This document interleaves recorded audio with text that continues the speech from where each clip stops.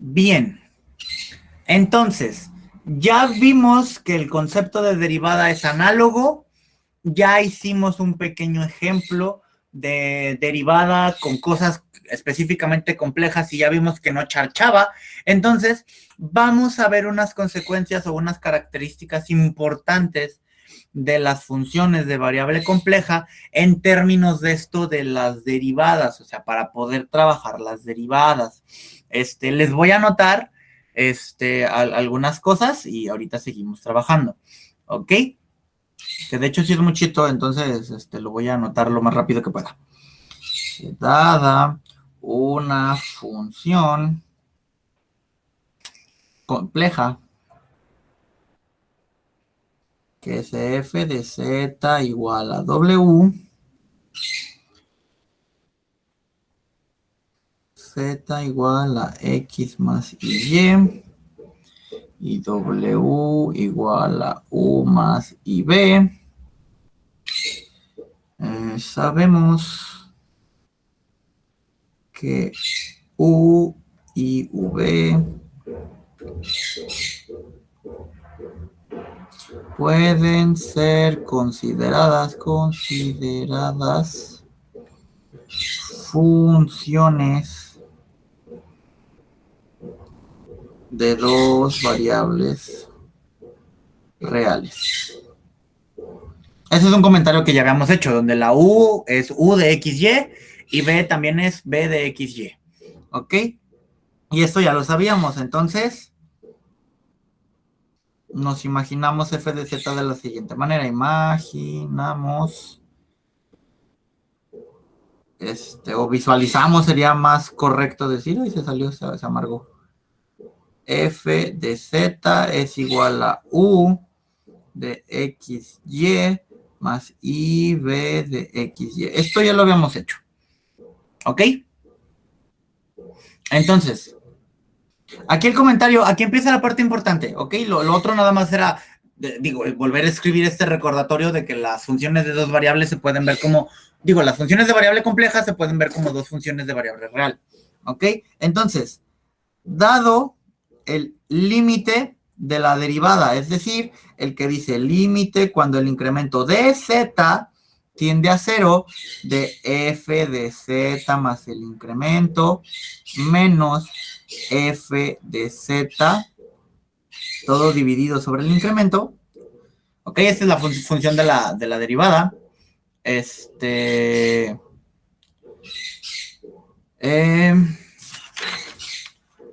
Calculemos el límite de la manera que lo hicimos anteriormente. Entonces, acuérdense de lo siguiente.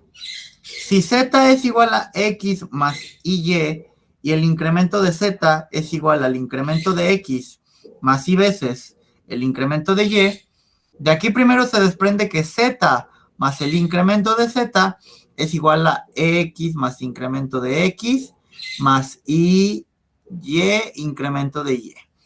Esto salió en el ejercicio anterior. Ok, eso ya se había mencionado. Ok. Entonces, más aún, f es igual a u x, y más i b de x, y. ¿Ok? Entonces, aquí tiene que haber esto de los límites dobles, ¿ok? Primero que nada, tenemos que notar que f de z más el incremento de z se debe de visualizar como u de x más el incremento de x, y más el incremento de y, más ibx más incremento de x, y más incremento de y. Si se fijan, nada más estoy haciendo sustituciones. Son puras sustituciones, ¿ok? Sustituciones en cuestión de esto de cuánto valen los incrementos, qué pasa si la z se mezcla con el incremento, chalala, chalala, ¿ok? Entonces, se va a ver medio feo, porque ya tiene un chingo de letras, pero lo que nosotros podemos hacer aquí es cambiar todo esto. Recuerden que el límite de un número complejo se puede cambiar por el límite de doble variable. Esto ya lo habíamos hecho también en el ejemplo anterior, ya lo habíamos mencionado. Entonces, yo tengo este original aquí arriba, pero voy a cambiar la z y el incremento de z por x, y sus respectivos incrementos. Entonces, si voy a cambiar x y z, digo z por x y, entonces los límites se van a cambiar de ser de z a ser el límite doble de x y y. Es decir, que yo quiero reescribir esto de aquí. Esta es la importante, yo la quiero reescribir, pero ya no la quiero escribir con z, que de hecho aquí volví a cometer mi error de dislexia de ponerle z, una disculpa. Digo, de ponerle x, era z, ahí está. Ok, entonces, repito, lo que estoy haciendo nada más es escribir toda la información necesaria para ustedes, para que entiendan que lo que voy a hacer es agarrar esa fórmula azul, pero cambiarlo. La z ya no la quiero la x y quiero la y. Y también la f ya no la quiero la u y quiero la v. ¿Sí se alcanza a entender esa idea? ¿Dudas sobre eso? No, profe. Bien. Escucho. Decía que no tenía dudas. Ah, ok, perfecto. Entonces seguimos. La idea se va entendiendo. Perfecto. Entonces, lo único malo es que queda muy feo porque pues, son un chingo de cosas las que hay que escribir, ¿no? Entonces, esto primero que nada queda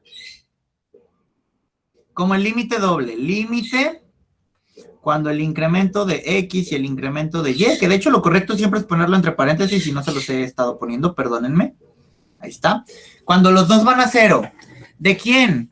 Pues primero va f de z más el incremento, pero quedamos que eso se convierte en u y en v. Es u, pero la z más incremento convierte la x en x más incremento y la y en y más incremento. Entonces aquí dice x más incremento, y más incremento. Es la parte real más IB, pero misma idea, x más incremento, y más incremento. Y esto es para la parte primera que dice f de z más el incremento. Ahora, vamos a restarle algo. ¿Qué le vamos a restar? La original. Ah, bueno, la original no hay bronca. La original no está tan fea. Ok, entonces, aquí yo tengo la original que es u de xy. En general es más. Bueno, lo voy a poner entre paréntesis. Aquí. Más ib. Ay, ya no me va a caber.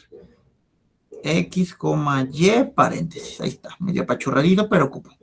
¿Ok? Y todo esto va dividido entre el incremento de z, pero aquí me dice que el incremento de z no es otra cosa que incremento de x más y incremento de y.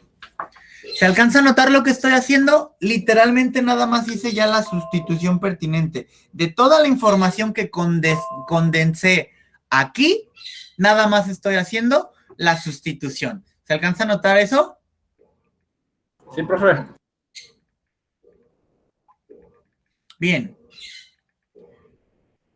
Entonces, ¿qué seguiría? Pues intentar hacer el límite. Si se fijan, ahorita no tenemos una función específica. La f puede ser cualquier cosa, pero ya sabemos que esa función f, la que sea, tiene parte real u y tiene parte imaginaria v. ¿Ok?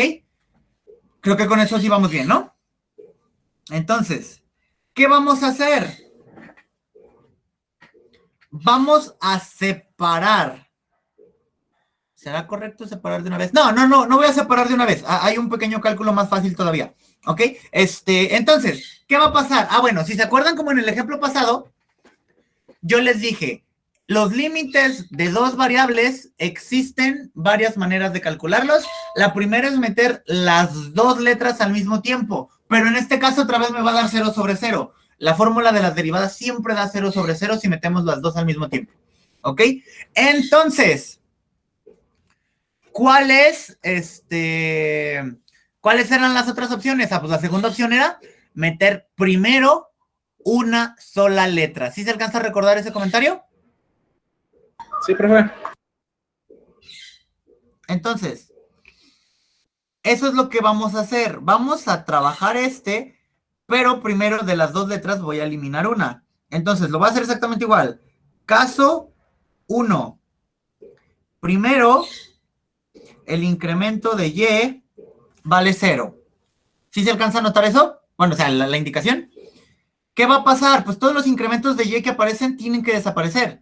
Es decir, este va a eliminarse, este va a eliminarse y este va a eliminarse. ¿Sí se alcanza a notar la idea? Voy a quitar esas marcas azules, pues porque esa fórmula se va a quedar para siempre, entonces las voy a eliminar. Entonces, ¿qué me queda? Como el incremento de Y es el que va para 0, bueno, es el que ya utilicé, por así decirlo, que la chingada. El primero es, más bien el que me queda es el límite de X. ¿Sí se alcanza a notar eso? Ahora, ¿qué me quedó? Ah, bueno, no hay bronca, me quedó U de X más incremento de X, porque esa sí queda, coma Y, porque la Y, bueno, el incremento de Y se hizo 0, más IB, déjame le hago zoom porque no me va a ajustar, misma idea, X más incremento de X, pero la Y no se mueve, menos U de XY menos B de XY, me comí la Y aquí, ahí está. ¿Qué hice? Aquí nada más, este menos que está en medio en la partecita de arriba, ya lo repartí. Era menos y estaban juntos U más IB. Pues lo reparto, menos U, menos IB. Y en la parte de abajo, pues el incremento de Y se hizo 0, entonces ya no vale, nada más me queda el incremento de X. ¿Sí se alcanza a notar eso? Ahora, voy a separar las U's y voy a separar las V's, para que lo que sigue sea más fácil. Límite del incremento de X, así. Entonces, es U, X más incremento de X, Y, menos U de XY, y también iba a separar las U's, más I, V, X más incremento de X, Y, menos IB de XY. Todo esto va dividido entre el incremento de X. ¿Sí se alcanza a notar eso? Entonces, en este segundo paso, ¿qué fue lo único que hice? Moví el orden. Primero puse las U's y luego puse las B's. ¿Ok? Ahora, ¿qué voy a hacer? Ahora, recuerden que las fracciones se pueden separar en dos fracciones. Entonces voy a hacer eso. Voy a hacer una fracción para la U, voy a hacer una fracción para la V. ¿Ok? Segundo comentario. Los límites también se pueden separar en dos. Por las sumas. Entonces, al mismo tiempo que voy a separar en dos fracciones, voy a separar en dos límites. Y al mismo tiempo, las V's tienen la letra I. Y ya sabemos que se la puedo factorizar, ¿no? Es este fenómeno de que pongo la I primero y entre paréntesis pongo todo lo demás. Entonces, voy a hacer todo eso junto, pues para también ahorrarme pasos, ¿no? Entonces, voy a tener dos límites, pero los dos van a ser iguales, límite del incremento de X. Voy a tener dos fracciones, uno con la U, aquí está mi primera fracción con la U, y voy a tener otro con la V. Entonces el segundo límite, cuando el incremento de X, porque esto no cambia, yo tengo el incremento de X, con la V es V de X más el incremento, Y, menos, déjame le hago zoom, para poder escribir, B de X, Y. Dije que eran dos límites, dije que eran dos fracciones, y también dije que la I se la iba a factorizar, y la saco, no hay bronca. ¿Ok? Entonces, ¿qué está pasando aquí? Ah, bueno, pues aquí pasa algo muy importante. Cuando lleven su curso de cálculo avanzado, se van a dar cuenta de unos comentarios bien importantes. Esto de aquí y esto de aquí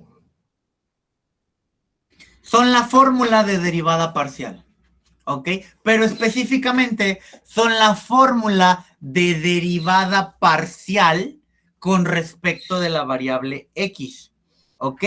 Y en el primer caso es la derivada de la variable X para la U, y el segundo caso es la derivada de la variable también X, pero para la V. Entonces esto lo voy a reescribir.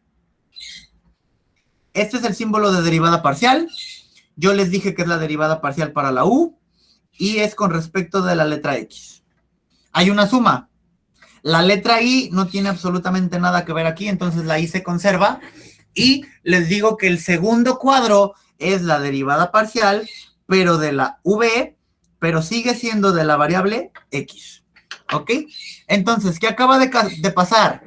En el primer caso, cuando yo primero cambio el incremento de Y por 0, el resultado del límite es la derivada parcial de U con respecto de X más I veces la derivada parcial de B con respecto de X. Ese es el resultado genérico. Recuerden que ahorita lo estamos haciendo en general. Yo no sé cuánto vale la función F. Es decir, yo no sé específicamente quién es U ni quién es B. Pero pues sé que existen y estamos haciendo como que cálculos genéricos, ¿no? Entonces, ¿qué pasó? Pues obtuve estas dos derivadas parciales. ¿Ok? Ahora, viene la segunda parte. Caso 2. ¿Qué tiene que pasar en el caso 2? ¿Quién me lo dice, por favor?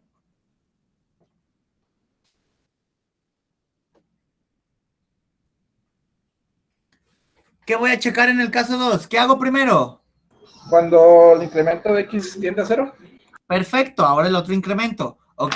Empecé con el de Y. Caso 1, el incremento de Y se hace 0. Ah, no, pues ahora voy al caso 2. ¿Qué me va a quedar? Vamos a darle nada más una pequeña analizada otra vez. ¿Ok? Entonces, ahora el que vale 0 es el incremento de X, es decir que este no existe y este no existe. ¿Sí lo alcanzan a ver? Sin mencionar que esta parte de aquí se va a cancelar porque ya la vamos a ver utilizado. ¿Sí se alcanza a entender esa idea? Sí, profe. Entonces, déjenme la visualizo, ya sé que me va a quedar. Entonces, ¿qué me va a quedar? Bueno, nos va a quedar que el límite, ahora con el incremento de Y es el que sobrevivió, de U de quién. Aquí decía X más incremento de X, pero ese desapareció. Coma, Y más incremento de Y. Ese sí sigue porque todavía no desaparece. Más IB de exactamente lo mismo. Ahí está. Ahora, del otro lado no pasaba nada, nada más voy a volver a usar este concepto de haberle puesto ya el signo menos a los dos lados. Y de la parte de abajo decía X más Y incremento de Y, pero ya discutimos que el incremento de X se va. Entonces este signo de más también es innecesario. ¿Ok? Eso es lo que me queda. Al igual que la vez pasada, lo primero que voy a hacer es cambiarles el orden, que las U's queden juntas y que las V's queden juntas. Entonces aquí sigue siendo límite del incremento de Y, pero ahora es U de XY más incremento menos U de XY más IB, me le hago zoom porque si no luego no me cabe, X, Y más incremento menos IB de XY, ay, apenitas me cupo, todo dividido entre I de Y. ¿Sí se alcanza a notar la idea? Hice lo mismo, nomás reordené. Y otra vez voy a hacer, el siguiente paso es el mismo. ¿Qué hice como siguiente paso? Las fracciones se separaban en dos, los límites se separaban en dos, y las I's se salían de los límites para referencia visual. ¿Ok? Entonces, ¿qué vamos a tener? El límite va a aparecer dos veces. El límite cuando el incremento de Y tiende a 0, de UXY más incremento menos U de XY, pero aquí es dividido entre la Y y el incremento de Y. Y para este lado es más segundo límite, pero es igual del incremento de Y. Y quedamos que la Y iba para afuera. B de XY más incremento de Y menos B de XY dividido entre Y incremento de Y. Parece una X. Y, ahí está. Entonces, ahí está, ya hice las separaciones. ¿Qué va a pasar? Único comentario, esta Y no la necesito para volver a hablar sobre las derivadas como lo hice la vez pasada. Entonces es ahí, también se puede salir del límite. Aquí la i va a quedar abajo de la i que ya se salió, y acá de este lado la i pues tiene que quedar abajo, pero como arriba no hay nada, el espacio se rellena con un 1. Y ya con eso, esas i's en azul, que ahí las voy a dejar, ya no tienen significado, ya no están, haz de cuenta que ya las quité, desaparecieron, ¿ok? Y ahora sí, vuelve a pasar lo mismo. Esta parte es una derivada parcial y esta parte es otra derivada parcial. ¿Con qué diferencia? Pues que ahora son derivadas parciales de y. Entonces, ¿qué va a pasar? Pues todo esto es igual a ese 1 dividido sobre i se conserva. Esto es la derivada parcial de u, pero ahora con respecto de la letra y. Si se fijan, i con i son lo mismo. Podemos decir o que se cancelan o que se convierten en 1, pero para el caso es que ya no tienen importancia ahí. Más. Y esta segunda parte es la derivada parcial de v, pero también con respecto de la letra y. ¿Sí se alcanza más o menos a notar la idea? Ahora, primero que nada, voy a usar aquí el truco algebraico que hemos usado varias veces. ¿Por qué? Porque en algún momento yo les dije, la i en la parte de abajo no me sirve. Este truco algebraico es i entre i es 1, haz de cuenta que no estoy haciendo nada. Pero ¿para qué me sirve esto? Esto me sirve para simplificar esta parte. Porque en la parte de arriba, i por 1 sigue siendo i. Pero en la parte de abajo, i por i es i cuadrada, que se convierte en menos 1 y lo único que hace es cambiarle el signo a la parte de arriba. Bueno, como tal, si lo cambia a la parte de abajo, vamos a escribirlo todo completo para que lo vean. Es i arriba, pero abajo es menos 1. Pero ahora sí, i arriba entre menos 1 abajo, lo único que me queda es menos i. Entonces, gracias a este truco azul, esa parte que tenemos arriba puede ser reescrita como menos i derivada parcial de u con respecto de y más derivada parcial de b con respecto de y. Pero, si se fijan, volvemos a estos fenómenos de que, pues si estoy en variable compleja, hay una parte real y como aquí tienen la i, hay una parte imaginaria. ¿Sí se alcanza a notar eso? Eso es de ley. De hecho, también en el otro pasa lo mismo. Aquí hay una i, entonces esta es la parte imaginaria y esta es la parte real. ¿Sí lo alcanzan a notar? Pero, entonces, ¿cuál es el comentario que iba a hacer? Pues que estamos más acostumbrados a poner primero la parte real y después la parte imaginaria, ¿cierto? Entonces, esto lo voy a reescribir como derivada parcial de v con respecto de y menos i veces la derivada parcial de u también con respecto de y. ¿Sí se alcanza a notar eso? Entonces, ¿qué acabamos de obtener? Acabamos de obtener dos respuestas para el límite. ¿Ok? Esta que está puesta en la pantalla en este momento fue para el caso 1, cuando primero la y se hacía 0. Y esta que tenemos ya en este momento en la pantalla es para el caso 2, cuando primero la x se hace 0.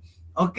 Pero recuerden, ¿cuál es la regla para que todo esto tenga respuesta? ¿Cuál es la regla para que el límite exista? ¿Quién me puede decir la frase?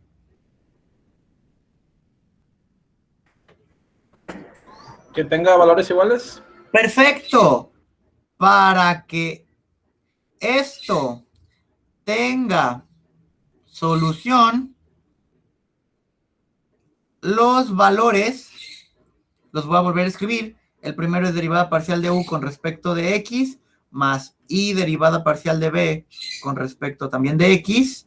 Y el segundo valor es derivada parcial de b con respecto de y, menos y derivada parcial de u con respecto de y. Deben ser iguales. ¿Ok? Entonces, ¿qué va a pasar? Pues lo podemos primero que nada escribir como una ecuación.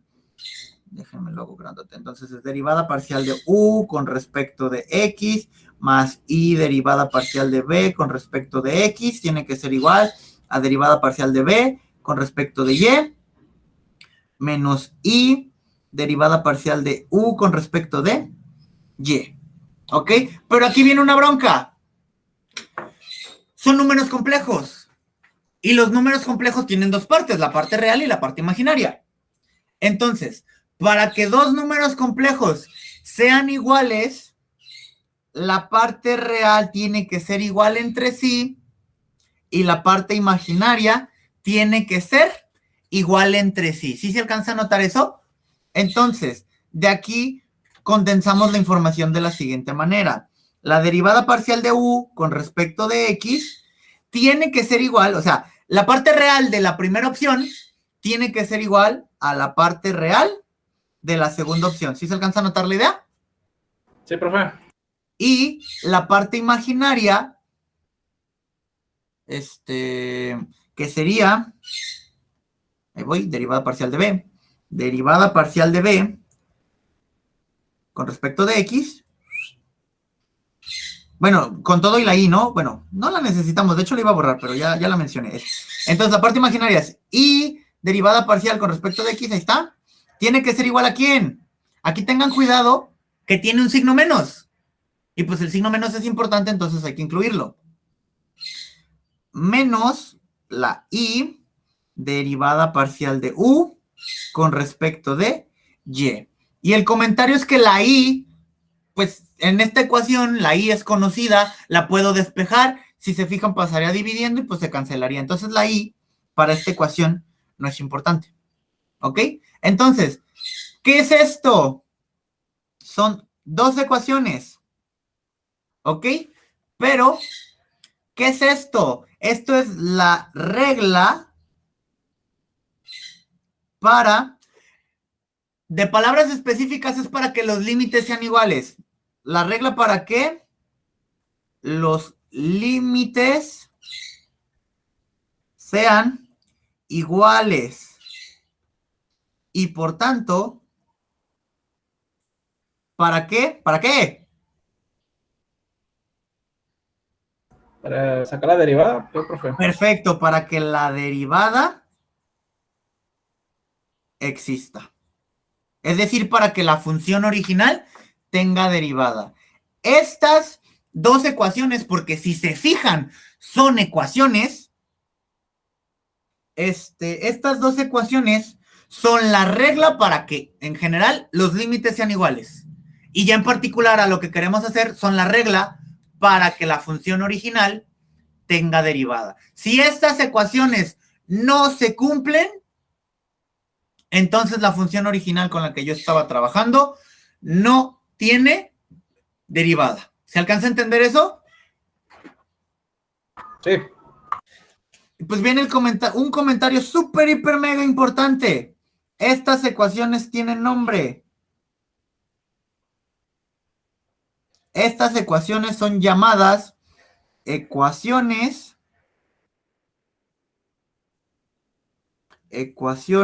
de Cauchy-Riemann.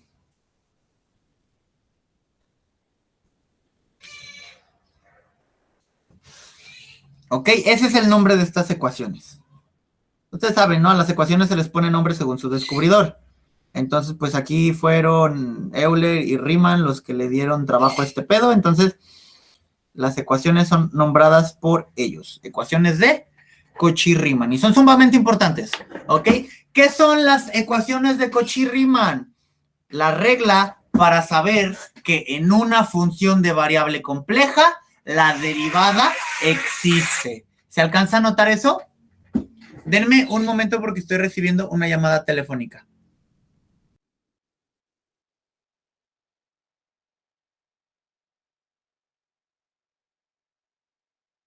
Bueno, listo, ¿ok?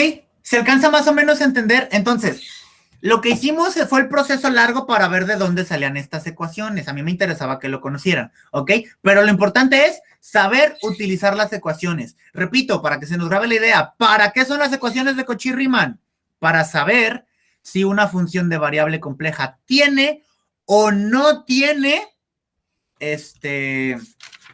derivada. ¿Sí se alcanza a notar eso? Sí, profe. Perfecto. Entonces, vamos con los ejemplos, ¿ok? Entonces,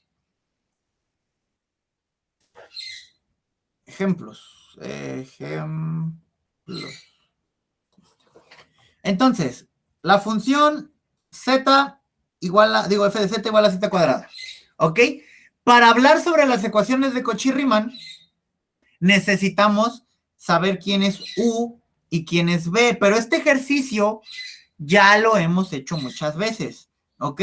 Acuérdense que si z es igual a x más y, z cuadrada es igual a x cuadrada menos y cuadrada en la parte real, más y por 2xy.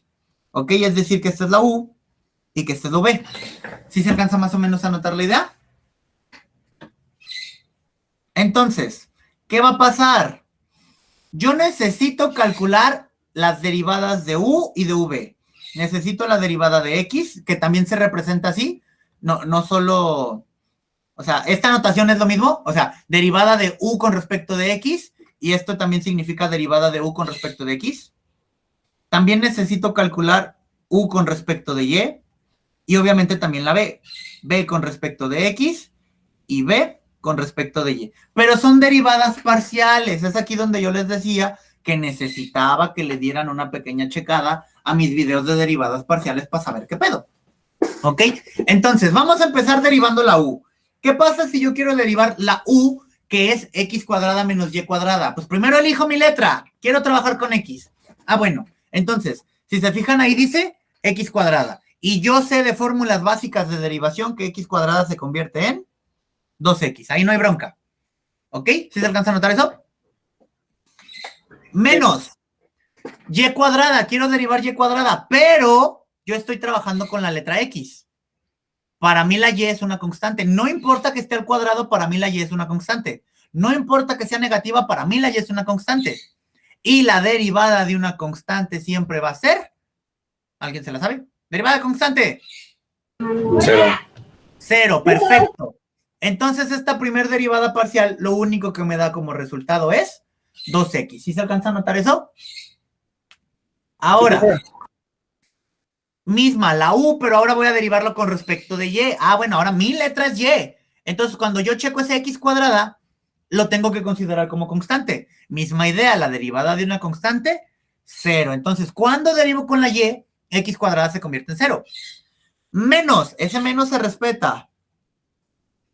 Y cuadrada se deriva, reglas de derivación son iguales. Recuerden que las reglas de derivación funcionan igual simplemente viendo qué letra. X cuadrada se convierte en 2x, y cuadrada se convierte en 2y, u cuadrada se convierte en 2u y así sucesivamente. ¿Ok? Entonces, estas fueron las derivadas de u. Ahora, voy con las derivadas de v. ¿Cuánto vale v? Simplemente vale 2xy. ¿Ok?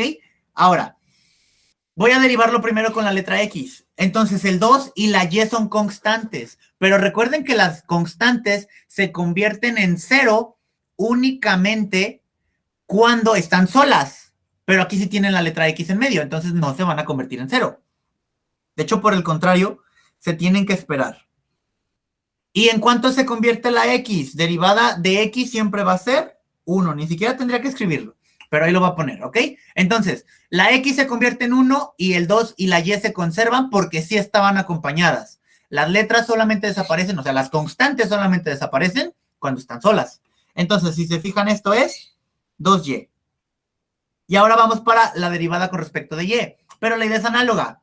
El 2 y la x son constantes, pero si tienen y, entonces no desaparecen. 2 y x. Pero la y se convierte en 1 y ya ni siquiera la voy a escribir porque se convierte en 1 y 2x por 1 sigue siendo 2x. ¿Ok? ¿Qué va a pasar? ¿Cómo funcionan las ecuaciones de Cauchy-Riemann? Si se fijan, cruzan las cosas. Se compara la u de x con la b de y. Y se compara la b de x con la u de y. Pero la diferencia es que u de x, que serían estas dos, tiene que ser exactamente igual a b de y. Es la primera ecuación de Riemann. ¿Sí se ve? Bueno, de Cauchy-Riemann. ¿Ok? Que las dos tienen que ser exactamente iguales. Pero ¿cuál es la bronca con la segunda ecuación? Ah, pues la segunda ecuación me dice, sí tienen que ser iguales, pero ahí hay un signo menos. Entonces esa ecuación literalmente me dice que tienen que ser iguales, pero de signo contrario. Si se fijan aquí, me salió 2y y acá me salió menos 2y. Entonces, las dos ecuaciones de Cauchy-Riemann se satisfacen. Entonces, ¿cuál va a ser mi conclusión? Que f de x igual a z cuadrada sí tiene derivada. Aquí el comentario más importante es que siempre, ahorita con otro ejemplo, van a ver a qué me refiero con eso de siempre, no coman ansias, ahorita lo checamos, ¿va? Pero sí se alcanza más o menos a entender lo que hicimos en este proceso. ¿Todo bien? Sí, profe. Arre, vamos con otro ejemplo. El ejemplo que voy a hacer es la de, ay, se me fue la palabra, conjugado, ¿ok? Ahora, el ejemplo 2 es f de z igual a z conjugada. Pero ya sabemos que esto es x menos y y. Sí se alcanza a notar eso porque es la función de conjugados. Pero aquí la solita x es la u. Y aquí el menos con todo y el menos y es la v. Yo sé que por el proceso largo ya sabemos que esto no tiene derivada, pero vamos a verificarlo utilizando las ecuaciones de Cauchy-Riemann. ¿Ok? Entonces, ¿qué va a pasar? Ah, bueno, otra vez, yo tengo que calcular la derivada de u con x y la derivada de u con y. Y calcular la derivada de b con x y calcular la derivada de b con y. Entonces, me fijo en la u que vale x. Derivada de x con respecto de x. 1, sin pedos, ahí está. ¿Ok? Derivada de x, que es la u, pero ahora con respecto de la letra y. Pues quiero la letra y. Para mí la x es constante y está sola. Entonces, su derivada es 0. ¿Sí se alcanza a notar la idea? Ahora, acuérdense, aquí visualícenlo así. Digo, nada más lo pongo ahí un ladito para que lo puedan visualizar. La v es con todo y signo. Menos y. ¿Ok? Entonces, derivada de v, es decir, de menos y con respecto de x, misma idea, menos y es constante, lo quiero derivar con x, está solito, su derivada es 0. Y derivada de esto con respecto de y, bueno, el menos se conserva, pero la y se convierte ¿en cuánto les dije que se convertía la y? 1. En 1. Aquí está. ¿Ok? Entonces, verificamos ecuaciones de Cauchy-Riemann. Estas de aquí deberían de ser iguales, de signo contrario. ¿Se satisface? Entre comillas, sí, porque el 0 no tiene signo, ¿no? O sea, el 0 puede ser considerado positivo o negativo a conveniencia. ¿Ok? Entonces, pues, esa parte sí. Pero las otras ecuaciones tienen que ser exactamente iguales. Las otras no admiten el cambio de signo. ¿Sí se alcanza a notar eso? Entonces, la segunda ecuación sí se cumple, no hay pedo. Pero la primera ecuación no se cumple. Entonces, si no se cumplen las dos, a huevo las dos. Si no se cumplen las dos, entonces no tiene derivada. ¿Se alcanza a entender la idea? ¿Dudas? ¿Comentarios sobre esto?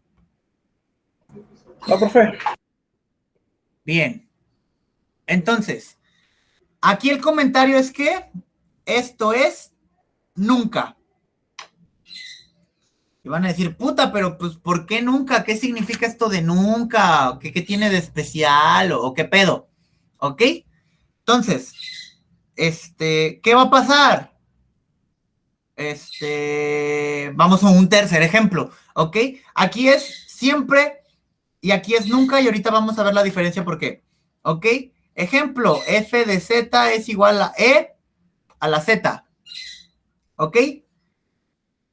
Alguien dele una checada a sus apuntes y vuélvame a decir cómo son la parte real y la parte imaginaria de la función exponencial.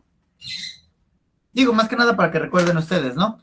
Entonces, ¿cómo son las partes? Acuérdense, queremos x y y dividirlo en parte real y parte imaginaria. Denle una checada a sus apuntes, denle una checada a algo y díganme cuánto vale la parte real y cuánto vale la parte imaginaria de la función exponencial.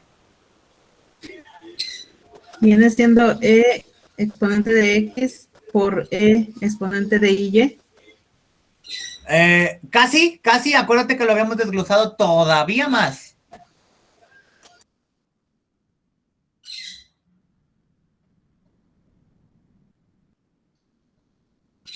Búsquenlo con calma, pero sí quiero que ustedes sean los que me lo digan, así que chéquenlo. ¿Es la fórmula del coseno, profe? Que dice que viene siendo E de teta es igual al coseno de teta más I seno de teta. No, porque ahí tiene una I.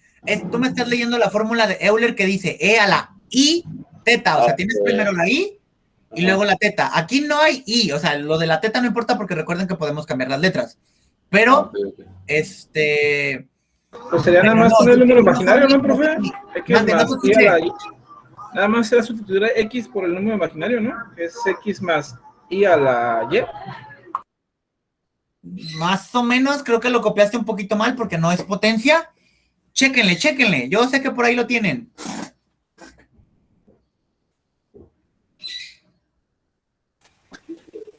Es exponente I teta igual a coseno de teta más I. No, esa es la fórmula de Euler. No, yo no quiero la fórmula de Euler. Yo quiero la parte real y la parte imaginaria de la función e a la z.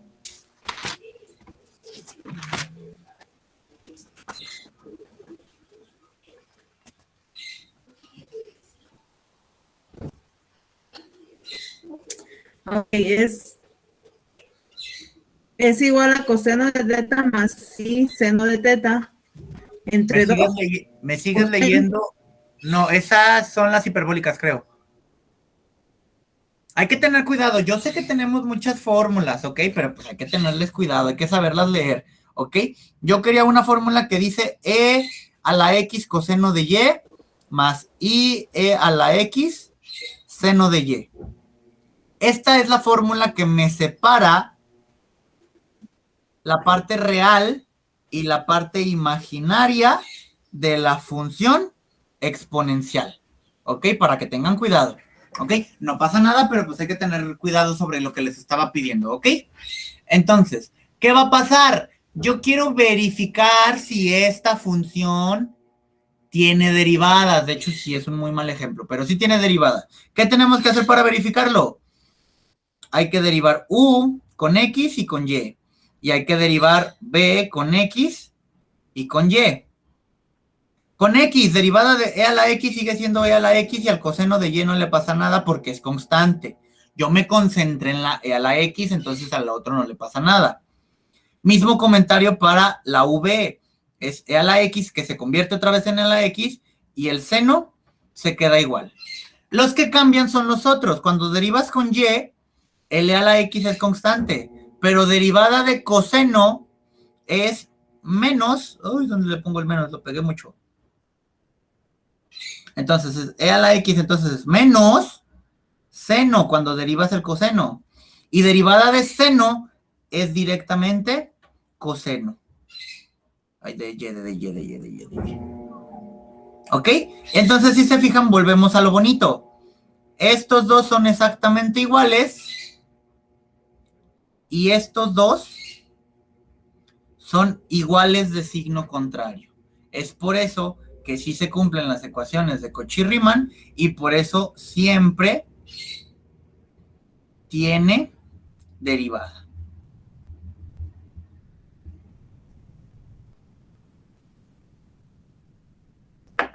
¿Ok? ¿Se alcanza más o menos a entender la idea? Sí, profe.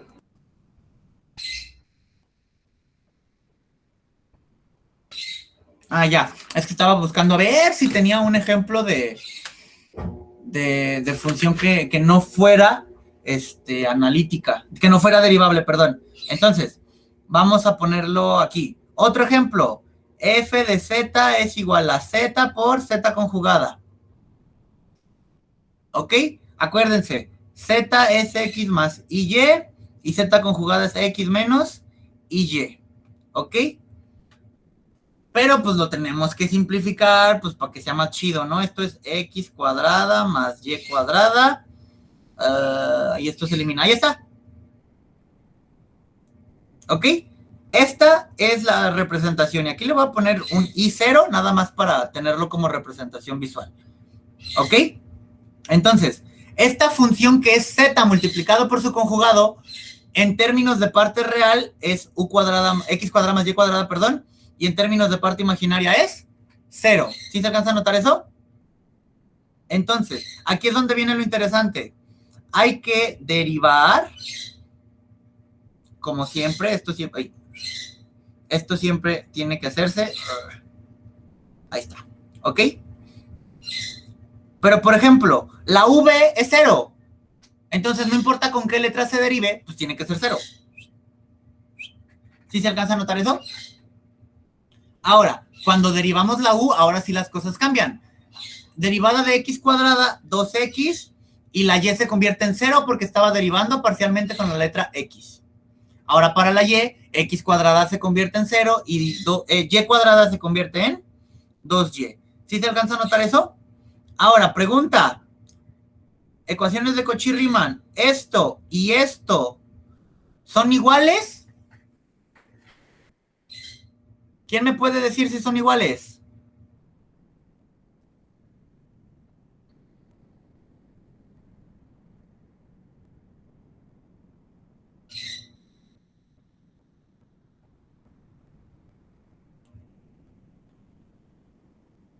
¿Lo están viendo? Díganme, ¿son iguales o no son iguales? No, no son iguales. No. No son iguales. Ah, pues, ¿qué creen? Sí son iguales.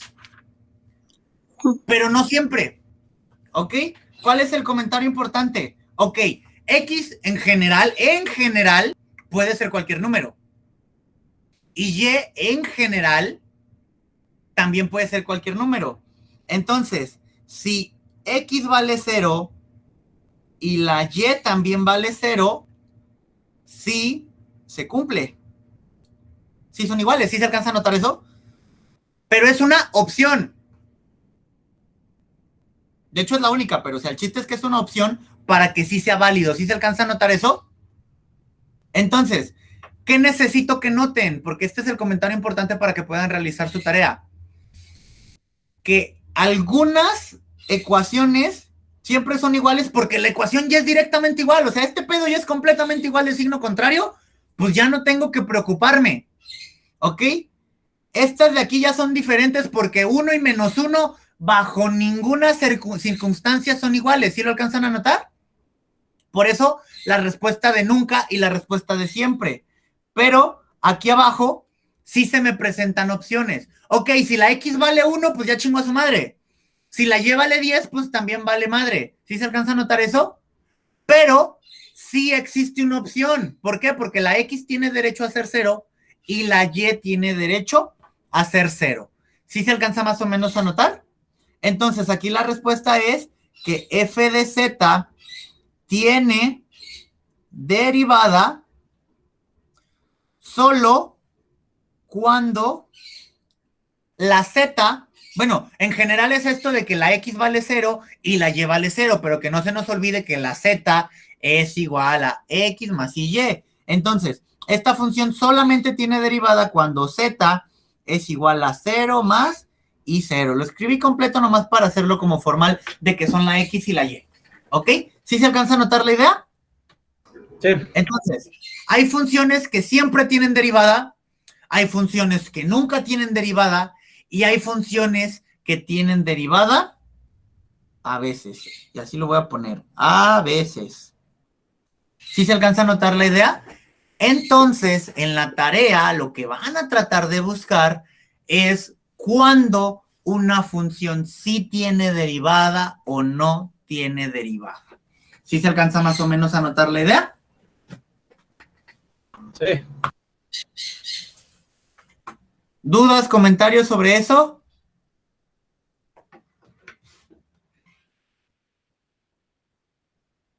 ¿Seguros? Bien, para ya terminar por hoy, solamente nos falta conocer una palabra o una frase, una función analítica. Pero esto está muy fácil, tiene que ver directamente con la derivada. Una función se dice analítica si tiene derivada y los puntos a su alrededor también tienen derivada. ¿Ok? Por ejemplo, esta de aquí no es analítica. ¿Por qué? Porque, ok, el 0 tiene derivada, pero si yo busco un número a un lado del 0 que tenga derivada, no lo voy a encontrar. ¿Sí se alcanza a notar eso? Entonces, esta función sí tiene derivada, pero no es analítica. ¿Se alcanza a entender la diferencia? De todos modos, obviamente lo voy a escribir. Una función se dice analítica en un punto, porque esto es por puntos, en un punto si tiene derivada en ese punto, y todos los puntos a su alrededor, aquí le voy a poner en una vecindad, es la palabra, a pesar de que suena chistoso, es la palabra matemática adecuada, una vecindad, todos los puntos en una vecindad son todos los puntos alrededor de alguien, si todos los puntos a su alrededor, ¿también qué? Pues también tienen derivada, ¿ok? Entonces, si yo tengo un punto, esto suena bonito con un dibujo, yo tengo este punto, si aquí alrededor todos tienen derivada, entonces es analítica. Pero, si yo tengo un punto y veo los puntos a su alrededor y de repente encuentro alguno, por lo menos uno, que no tenga derivada, algunos no tienen. Entonces esta función no es analítica. ¿Se alcanza a entender la idea? Aquí la idea de la analiticidad es simple y sencillamente que las funciones, o bueno, que la derivada exista. ¿Ok?